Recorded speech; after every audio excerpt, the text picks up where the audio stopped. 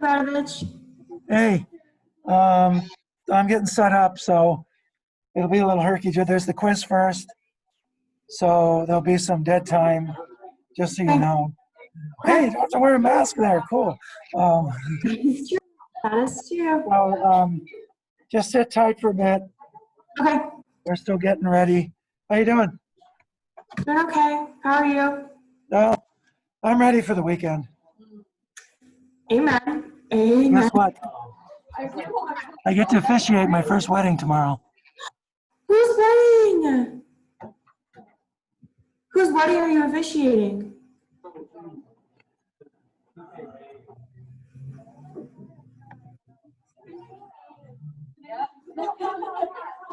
That took like way too much thought.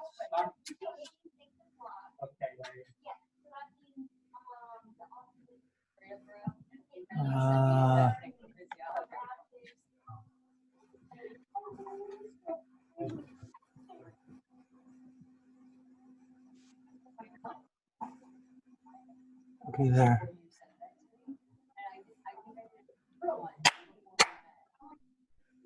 Okay.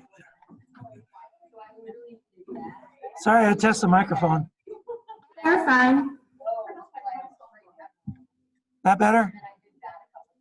Yeah, I could hear you before. It was good before. Yeah. Anyway, my oldest daughter's best friend from elementary school, middle school, high school, she's getting married tomorrow, and her parents are on the rocks. They're probably going to get divorced. Okay. She asked me to do it because she said, "You're kind of my third." Yeah, that's sweet. That's so cute. Oh my gosh. Yeah, it's really sweet. So, anyway, there's some homework to pick up. I'll just let you pick this up Monday, okay?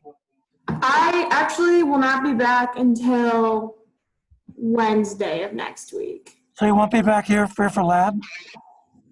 Meredith isn't going to be here either. Perfect. Maybe the two of you could do lab together. Okay, that Yeah, sounds makeup. Let's look into that. okay. Okay.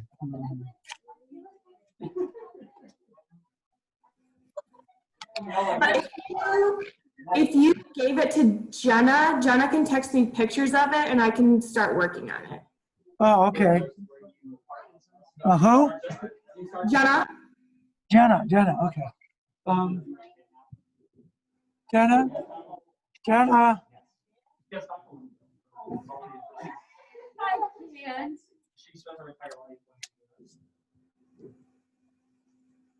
Katya's here. She's you guys have homework?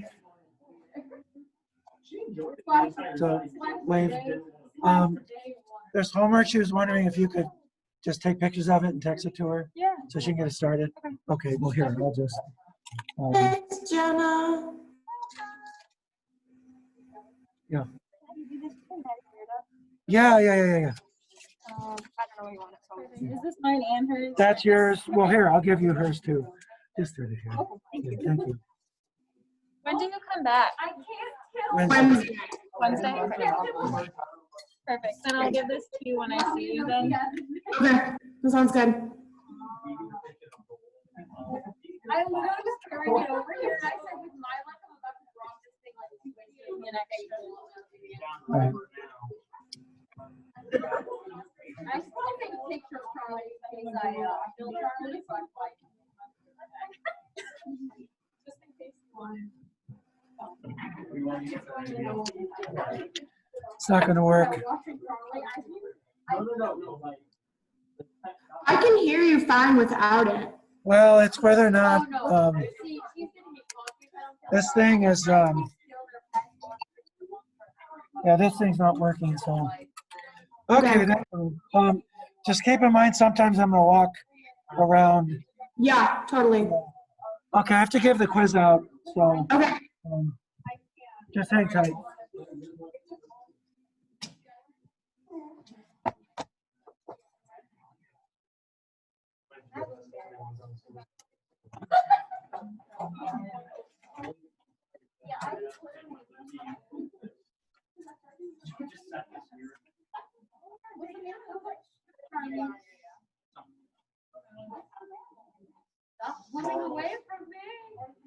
There's only so many acceptable. Oh, goodness, both sides. Yeah, sorry. I roll a lot less than the other side.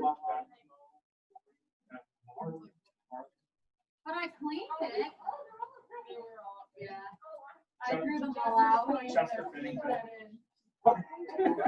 It also poured out what I'm talking about. Yeah. All of us. Bruce. They're on the other side. Hello. The hard one. You know, I didn't realize until way later in like most of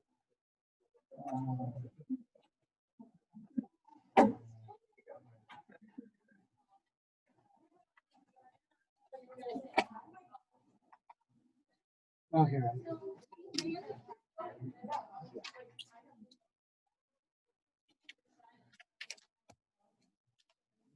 Literally said you would take out this spot. I said you.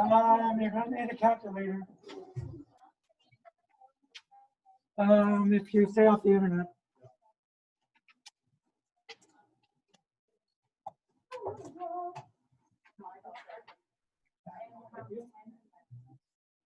Oh, okay. I was confused. We're gonna start, right? Yeah, sorry, yeah.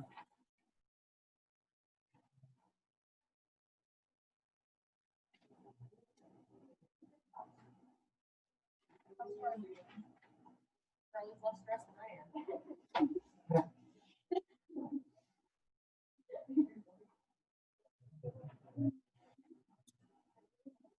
Yeah.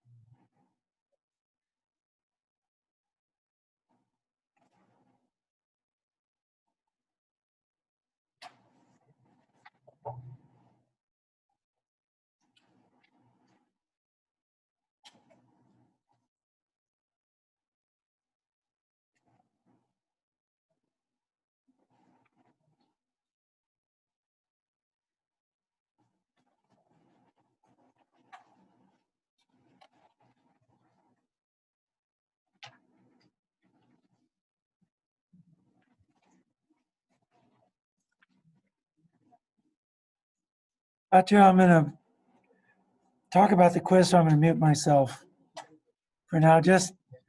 I'll try and remind myself. Perfect, sounds good.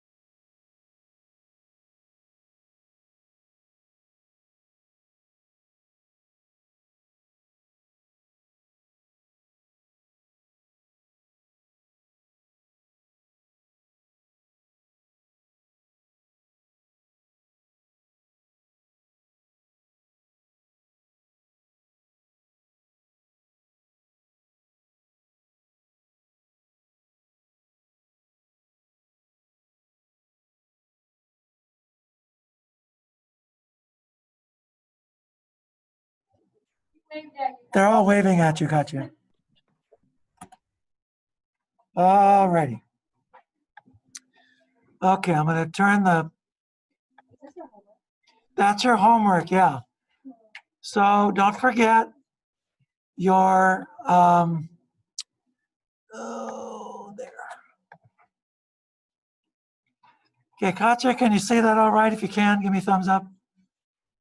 Yeah, good, okay. All right.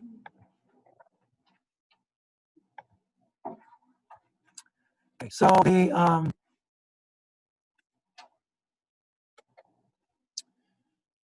the lab you did Saturday, last Saturday, is due this coming Tuesday. Meredith? Sure, once I write it. Yeah, I have an idea of when I sit down and write it. It won't be this weekend, that's for sure. I'll probably get it done on Thursday, probably. You'll probably get it Friday. No, it's not due Friday. No. That's if I got it done. No. No, we haven't gone far enough for us to have a test yet, so I'm putting it off. So it'll be take home, you get a week to do it. It'll probably be 10 problems probably, and it'll be take home. You do your own work. That's my rules for the take home. Yeah, yeah, but you're not allowed to use each other. So, pretty much, yeah. Yeah.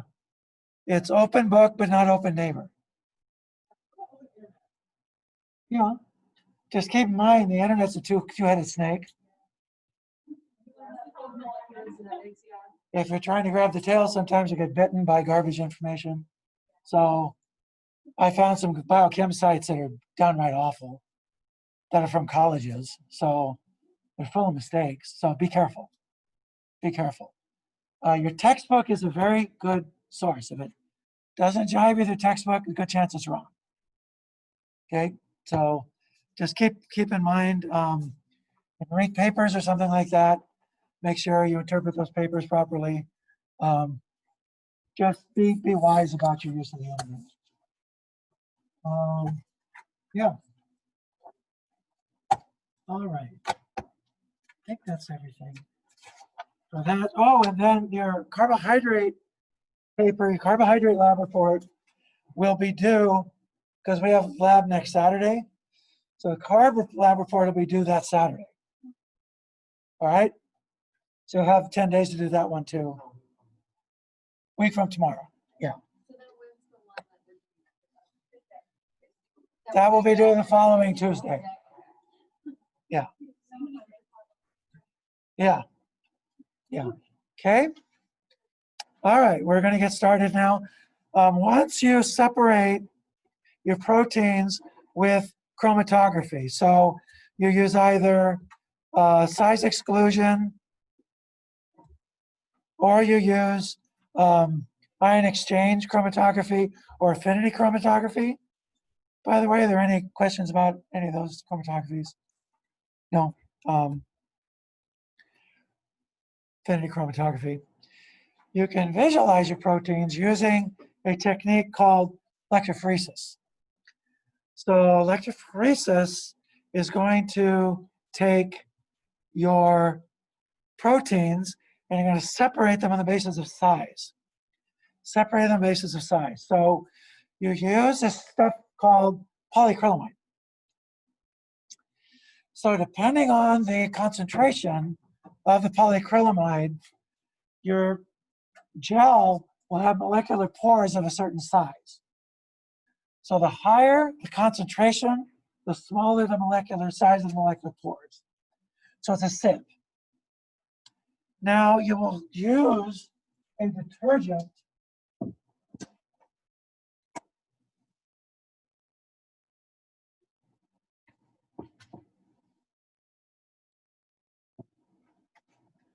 called sodium dodecyl sulfate.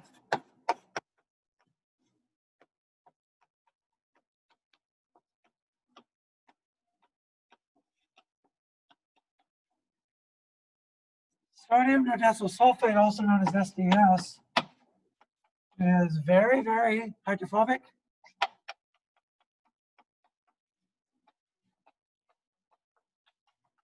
And nicely charged. So it is so dodecyl, so it's there's 12 of them. And then attached to this, you have,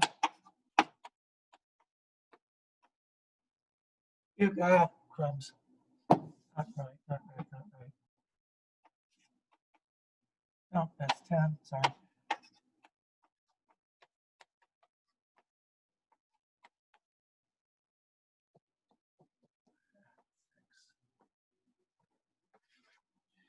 So you have a charge over here, you have an aliphatic chain here. By loading your protein up with this is going to unwind the protein. It's going to bind to the hydrophobic bits of the protein. So basically, all your proteins will have about the same charge. So this will separate proteins solely on the basis of size.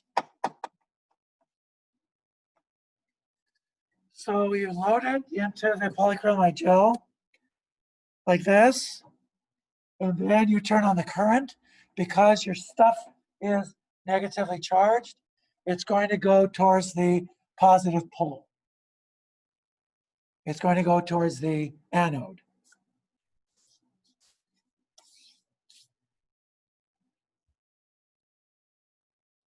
And this is called SDS, polyacrylamide gel electrophoresis, or SDS PAGE.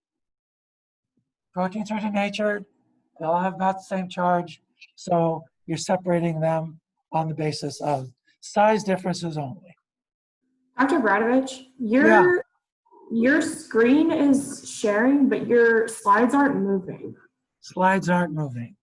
So they're still stuck on the electrophoresis page. Let's try this.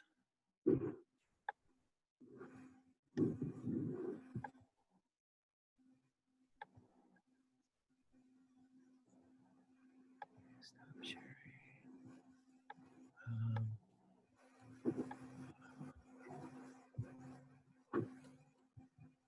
Okay, try this again.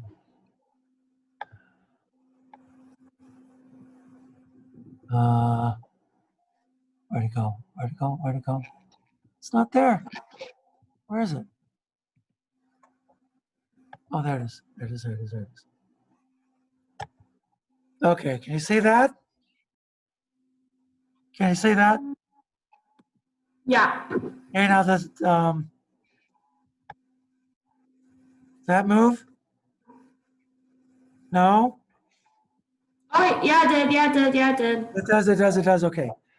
Okay. All right. That move? Mhm. That move? Yeah, it does. Okay. Good. All right. So this video doesn't work. So this is essentially what you get. The proteins migrate as a band, and then you use various techniques to stain the proteins. The technique that's used the most is probably Kumasi stain.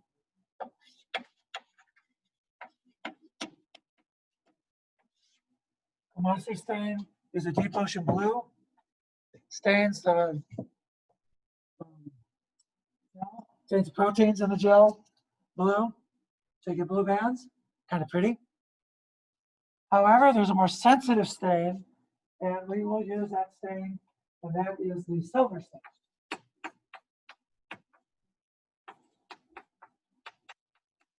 And we will use both in the lab to expose to both. This one is more sensitive.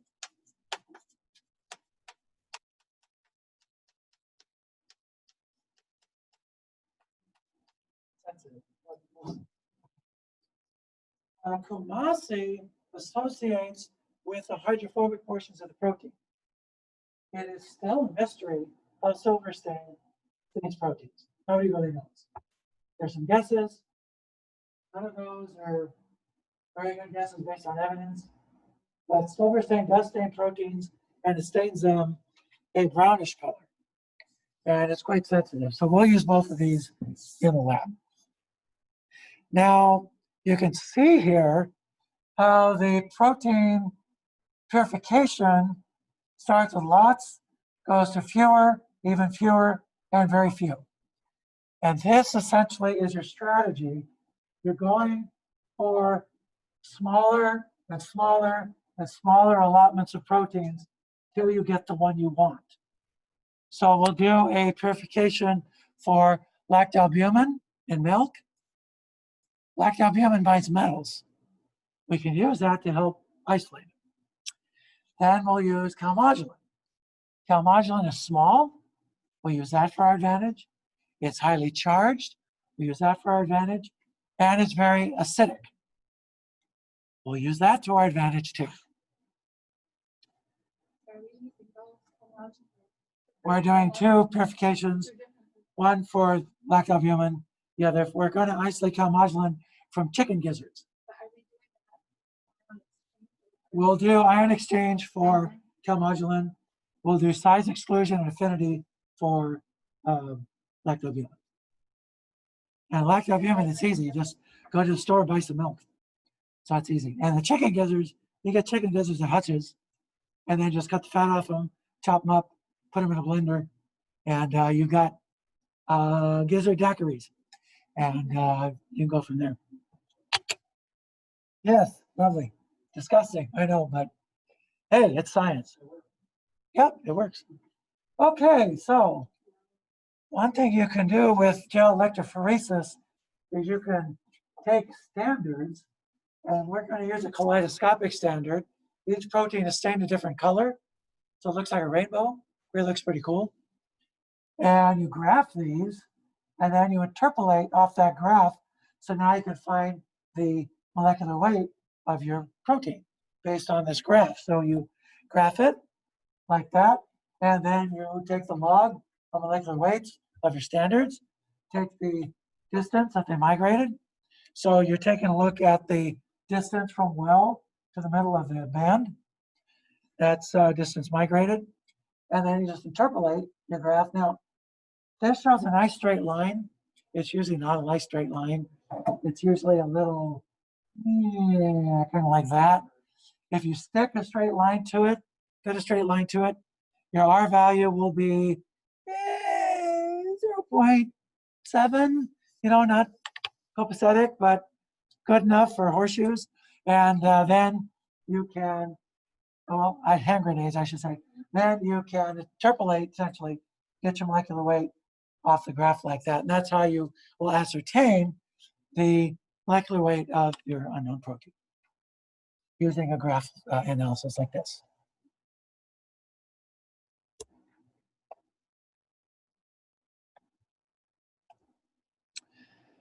There is another technique called isoelectric focusing. Isoelectric focusing. This technique banks on the fact that different proteins have different PIs. Yes, Jessica? I am. I'm recording both the Zoom and the lecture. She gets a choice of two.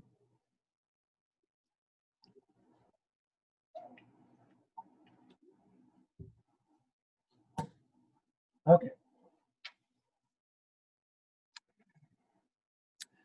All right, so now the isoelectric focusing uses these materials called amphilites. These amphilites, unfortunately, are expensive. They're not cheap. And you put a current over them, and the amphilites will, because of the current, they will migrate through the charge, and they'll produce a pH gradient, going from low pH to high pH. And if you stick your protein in there with these, your proteins will then migrate to their area of their PI. This is isoelectric focusing. And here are some PIs of these different proteins, and you can see that PIs vary pretty wildly. And you can use these to isolate your proteins. Now, you can actually do something where you take PIs and gel electrophoresis and put them together in what's called two-dimensional gels. So in a two-dimensional gel, you do the isoelectric focusing first. Then this comes as a cassette. You slide the cassette then right into the gel.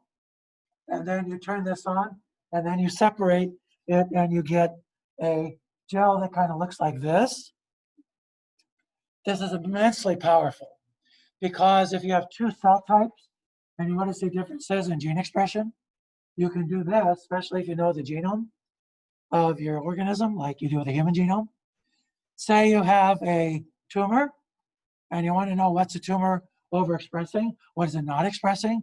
You compare this to the parent tissue. Say you have leukemia. So say it's a B cell leukemia. You compare it to B cells, either activated or virgin B cells or whatever, and then you compare it to the tumor. And you can see proteins that might appear that didn't appear before. You see ones that are bigger. You see, you can do this to pick out proteins that you know essentially are being overexpressed, underexpressed, whatever. Really, really, really powerful technique. And here's some examples of two. Can you see that all right? Or should the lights be turned on? Fine. Okay. Sorry. Okay. Anyway, you can see here is here's a pattern from fibroblasts, from skin, and then heart. Now, if you look at this and this, are there similarities? Yeah. Are there differences? Yeah. So we're going to analyze those differences, and there's serum. And serum, as you can see, has a few similarities here, but lots of differences too. So this is potentially very, very powerful. And last year, we were able to buy a 2D gel apparatus. I haven't put it together yet because I haven't had time. Because I bought it, came in, and then COVID hit. And then, but I'm dying to put some together and have Jenna and Amanda take this thing out for a test drive in their senior thesis projects and see how this works. This would be pretty cool. That's the back, right? The back that has the target one. Yeah. Yeah. So you isoelectric focus like this, and then you do molecular weight this dimension here. And you can actually look up online because the technique is standardized. Say you want to see a 2D gel of skeletal muscle. You'll have one. Say you have somebody, they have some sort of muscle disease. So you take a biopsy, you want 2D gel, and you compare it with the standardized one. You can tell which band, which protein's not there. And that tells you which gene is not making the protein and blah, blah, blah, so on and so forth. Very powerful technique.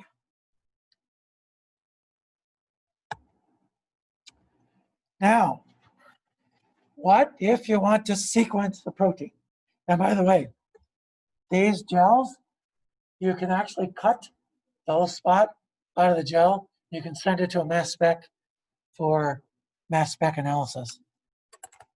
It's so cool. So you want to sequence a protein. Sequencing big, whole, humongous, 400 amino acid proteins, very hard to do. No, let me be kinder, it's impossible. You need to cut it up into smaller bits. The sequencers only work with smaller bits. So you're going to cut it up with proteases. These proteases are enzymes. They cut proteins. They cut them after certain or before certain amino acids. So you're going to know essentially what your C-terminus or N-terminal protein amino acid is or something like that. And there are chemical agents that will cut peptides at specific places after certain amino acids, so on and so forth. So let's take a look at some of the enzymes. Probably one of the most heavily used is trypsin. Trypsin is cheap and it works. Oh, goodness gracious, does this thing work? It cuts after basic amino acids. 2 amino acids, that means after them, that means a C-terminus will be an arginine or a lysine.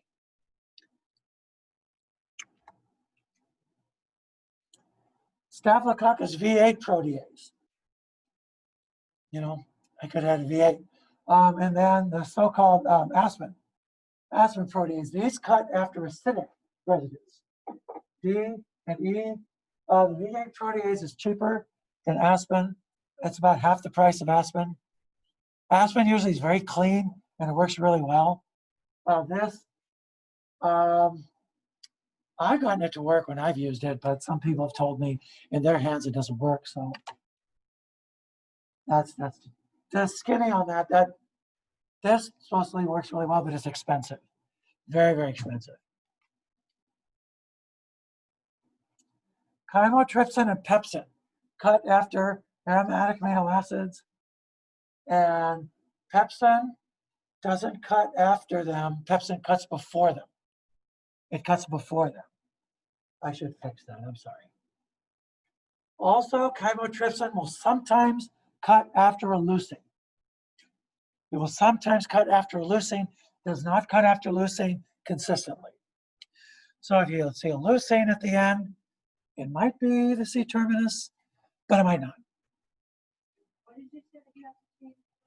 Pepsin doesn't cut after these, it cuts before them. Before them.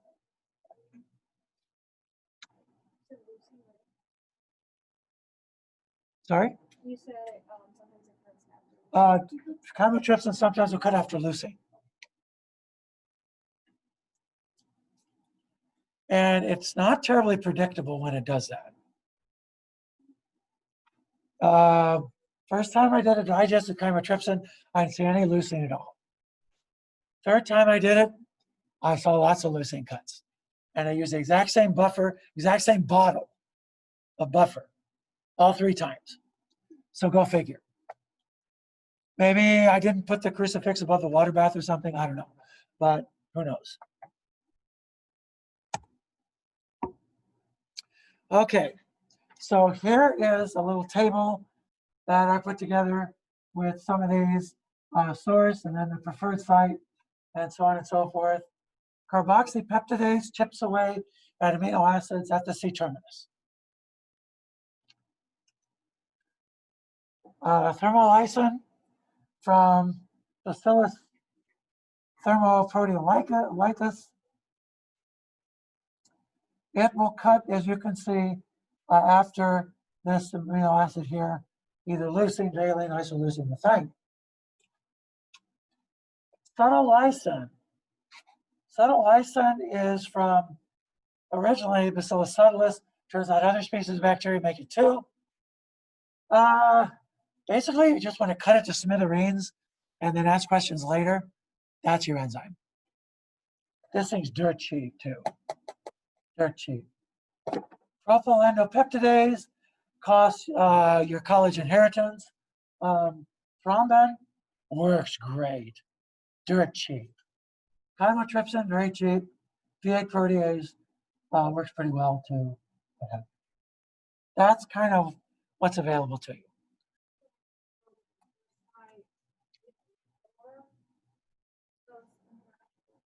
Yeah, if it's R1, that means it cuts after. So R1 is an E or a D or something like that. That means it's going to cut after. If it's R2, that means R2, you're cutting lysine, you're cutting and leaving leucine or valine or something like that. But sorry, you're cutting here, but it's cutting on the other side of it. It's cutting on the other side of it. So that means it doesn't care what this one is, it cares what this one is. Leucine, that means if you amino terminus, you have leucine or valine or isoleucine. Or same thing with this one just clips at the C-terminus and what have you. Some of the same stuff they use just for something totally different. Completely different. Completely different. That's for next semester.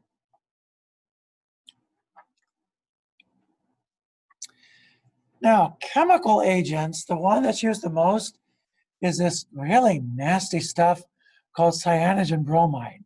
It cleaves after methionine residues. Works great. But you got to keep in the hood. You got to wear big rubber gloves. You have to wear a mask, a Darth Vader mask. And it's like, no, you don't want this anywhere near you. but it works really well. If you're going to sequence a protein, you have to get rid of disulfide bridges, if there are any.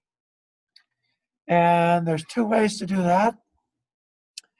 So there is this stuff called performic acid. And then there's this stuff called dithiothreatol plus iodoacetate. Both of these will derivatize the cysteines so they can't remake their disulfide bridges. So here, this is dithiothreatol. This stuff stinks to high heaven. So dithiothreatol will reduce these. Then performic acid, dithiothreatol will reduce these. Then you add iodoacetate. Iodoacetate reacts with the sulfur, and you get an acetylated sulfur. These cannot rejoin. These cannot rejoin. Performic acid breaks this bond and derivatizes these so that they're now sulfates.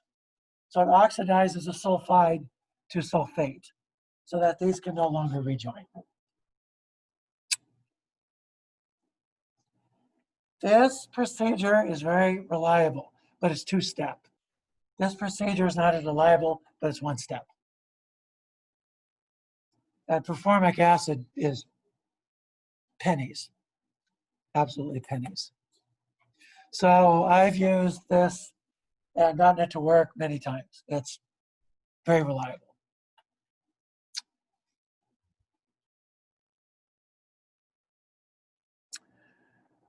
So the protein sequencing prospect uses a reaction called Edmond degradation. Edmond degradation.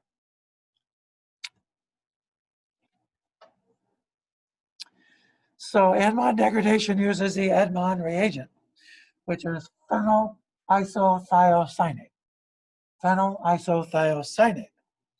And phenyl isothiocyanate reacts the amino terminal amino acid, and it forms a derivative, a phenylthiohydantoin derivative, that gets hydrolyzed with a weak acid solution.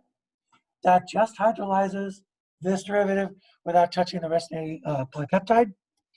So here's the reaction. This is phenylthioisocyanate. You use a weak alkaline solution. This reacts the amino terminus. This will also react sometimes with lysine. Bummer to be you, but that happens too. Then you use acid and some heat. You clip then this bond here. This then gets analyzed in a gas chromatograph reaction. That can be analyzed very easily, and that's your hydantoin derivative. You can see this. Our group is going to determine the retention in the gas chromatograph. And this is done in an automated machine called a sequenator, a spinning cup. It's called a spinning cup because you put it in and literally the cup spins. And that's essentially how the sequenators work. If you want to get a peptide sequenced, you have to go to a center that has a spinning cup. Spinning cups are about $3 million. So not every school has one. So it's usually a program grant, usually that allow you to get one, or some very well-to-do individual who gives you lots of dosh to buy one, and then the whole world will come to you to get their peptide sequenced. And then you can charge them up to wazoo, which their grants will pay for. And everyone's a happy camper. But you need to hire a dedicated tech to run the bloody thing, because it's a kind of machine that needs constant use.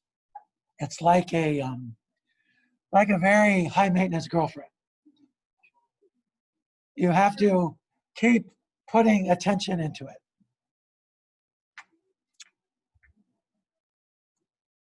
No, I'm not looking at anybody specifically when I say that. Stop it, you guys. I looked up specifically, so I wouldn't be looking at anybody.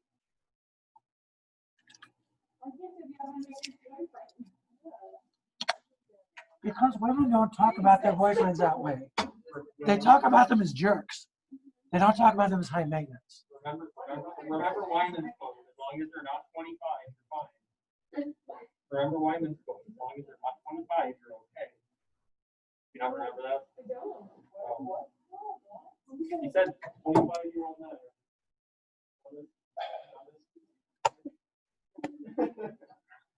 I got married in my 30s, so nothing to say. Now, here's a problem straight from your book. So your mass spec tells you, or just hydrolysis and then putting it into the mass spec, it tells you essentially how many of each amino acid you get. And this sort of thing is very easy to do. You boil the whole protein in about 6 molar acid in a sealed, hermetically sealed container, and then you throw it in the mass spec, and literally the mass spec will tell you, will just give you this readout. Now, that doesn't tell you the sequence, does it? But it tells you composition. So then you can determine amino terminus using this material called 2,4-dinitrophenol, which will react with amino terminus, and then you can hydrolyze it and then put it on in a gas chromatograph. So if you do that, it tells you that you have dinitrophenyl glutamate. So who's your amino terminus? Glutamate. Okay, fine. Let's reduce the disulfide bonds, clip it with trypsin. Trypsin clips after what residues? Basic residues. So we can then isolate these on a ion exchange column pretty easily. Put them, then give them to the sequencer. Look at this. So what does that tell you? That's a C terminus. That's a C terminus, and that must be your amino terminus. Now, so that's at the front, that's at the back. Which of these comes first in the middle? Now, clip it with, there's a methionine right there. So, and right there, clip it now with cyanogen bromine. And now you get it, there's your amino terminus, there's your C terminus, and lo and behold, which is that up? Or there we are, boom. So this comes after that, then that, then that. That's essentially how you piece those together into a coherent sequence. We'll go through that again. You get your fragments. And so this sequencing example, so you get the trypsin, you get 4 fragments, and those are the sequence of the fragments. And so how do you tell which comes first? So first you do amino terminal identification. And to do that, you can use either the 1-fluoro-2,4-dinitrophenol, or this stuff called damsyl chloride or dabsyl chloride. These reagents are very inexpensive. In fact, you could do this on TLC if you wanted to. You could buy standards that are attached to these, react this with a protein, hydrolyze it with acid, and then run these on TLC and actually tell which amino acids at the amino terminus. That can even be done. That's a lab I used to do. But buying all these standards, that got really expensive, so I gave that one the deep 6. And here are these reagents, the 1-fluoro-2,4-dinitrobenzene, damsyl chloride, dabsyl chloride. Also, these things are mildly carcinogenic. That's the other reason I stopped doing that lab. Okay, so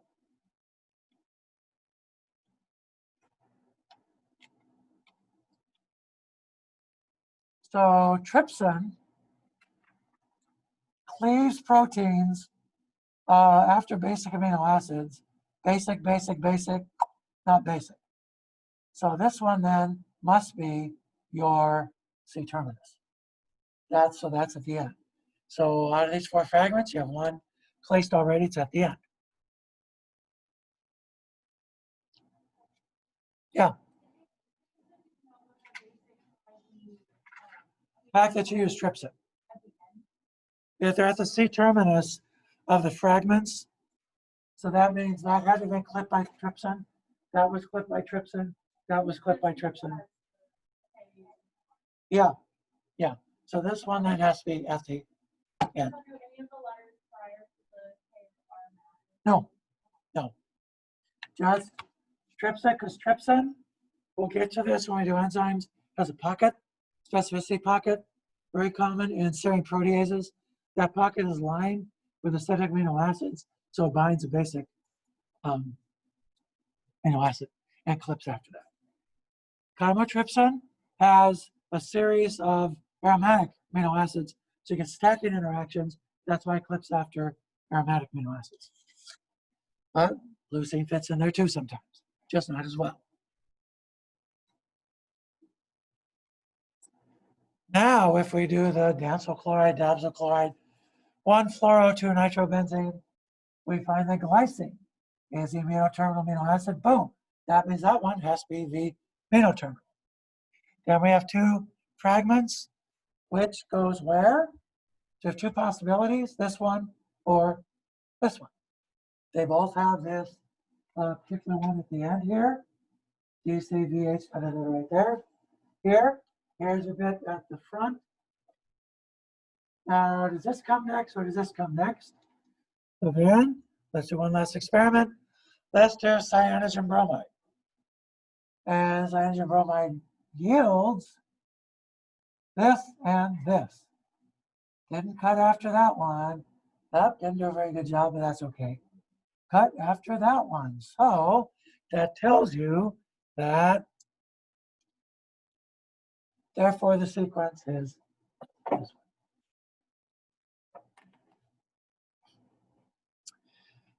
Now, what value is protein sequence data? Answer, it's gold. It's gold. That sequence data can be fed into a computer, and it can be used to tell you what your protein probably does based on similarity, or what we call homology, with other proteins. So that sequence data is very, very important. Nowadays, people sequence DNA because it's much, much easier, much, much cheaper to sequence DNA. And then you can infer the protein sequence from the DNA. Just saying.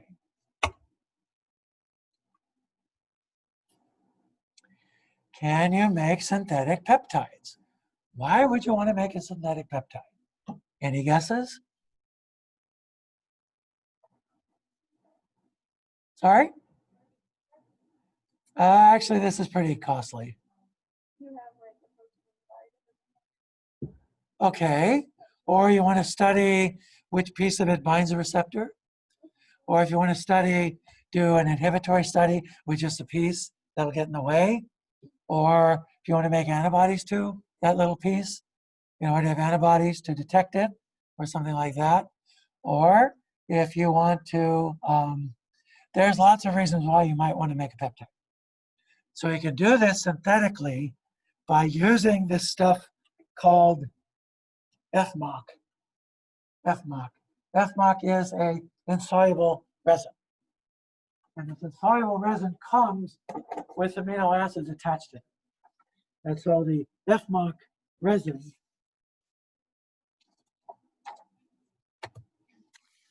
is then used to synthesize your protein. This is a polystyrene resin. Bruce Merrifield won the Nobel Prize for essentially this technology, which is now all automated. And this is essentially the chemistry behind it. I'm more interested in the strategy here than the actual nuts and bolts of the organic chemistry here. If Dr. Baldwin heard me say that, he'd tear his clothes, but that's okay, he's not here. So the strategy here is that you have this amino acid stuck to it, this charging comes from a bead. The bead really is a protection that you're going to do. So you remove this by using a mild organic base, and then you add to this a protected group like this. So you protect this using this DCC group here. You react it with a CO2 carboxy terminus. Then to the bead, you're going to add this, and then that gets displaced. You can see you make a dipeptide this way, and then you just use hydrofluoric acid, and that will cleave this essentially if you want to get it off, or you could just repeat this using some other bead essentially that you put in. Wash that through, so on and so forth. This now is all automated, and you can order these peptides. They're just purified on HPLC, and you can get them up to 30, 40 amino acids long. You can inject them into a rabbit or a rodent or a horse or a cow or a donkey or whatever to make antibodies against them. You know, all these things, and that's what it's for. And so this essentially just tries to illustrate this with a bit more panache. And here's your protective group, Bach. The Bach group is a protective group. You add that essentially, it goes and applies itself to the polymer. You then remove the Bach using combination of acids. The amino acids come with the bead like this in the polymer. And you add this and they go this way and so on and so forth. That's how you make these synthetic polymers. Okay, all right, next time we're going to look at secondary structures. We'll get heavily into protein structure. We'll look at alpha helices, beta sheets, beta turns, and then we'll look at some motifs that are a combination of those things to give you an idea of how proteins structure works. Okay? Friday of next week. Okay, we're good? Yeah. And then are you going to use the same link for Monday and Wednesday next week? I can, yeah. Want me to? That sounds good. Yeah, that'd be great. I still have to give you, I still have to send you a link because this link is linked to this time. So I'll send you another link and then do this again. Okay? Thank you. Have a good weekend. Yeah, you too. Bye.